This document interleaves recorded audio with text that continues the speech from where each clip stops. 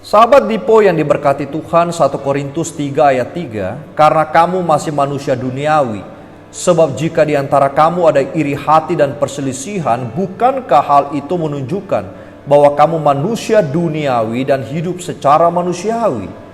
Seseorang akan dianggap sudah dewasa ketika menginjak usia 17 tahun. Nah, bagaimana dengan orang yang sudah menjadi Kristen selama 17 tahun? Dapatkah ia langsung dianggap sudah dewasa rohani? Jawabannya tidak. Kedewasaan rohani seseorang bukan ditentukan dari beberapa lama ia menjadi Kristen. Bukan ditentukan dari berapa tinggi jabatannya di gereja. Bukan pula ditentukan dari kesibukannya di dalam pelayanan. Banyak hal dapat dijadikan alat ukur kedewasaan rohani. Namun bukan hal-hal seperti itu. Bagaimana alat ukur yang dipakai Rasul Paulus untuk jemaat di Korintus? Rasul Paulus menilai jemaat di Korintus belum dewasa di dalam Kristus. Alasannya di antara mereka ada iri hati. Ada juga perselisihan antara mereka yang mengaku dari golongan Paulus dan mereka yang mengaku dari golongan Apolos.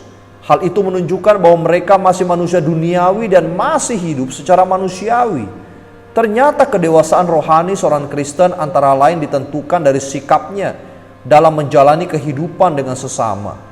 Jika masih ada iri hati dan perselisihan, sebenarnya ia belum dewasa di dalam Kristus. Saudara, lupakan berapa lama kita sudah menjadi orang Kristen. Lupakan berapa tinggi jabatan kita di gereja. Lupakan juga kesibukan kita dalam pelayanan. Baiklah kita melihat keadaan kita dengan saksama. Jika ada iri hati dan perselisihan, sesungguhnya kita belum dewasa dalam Kristus.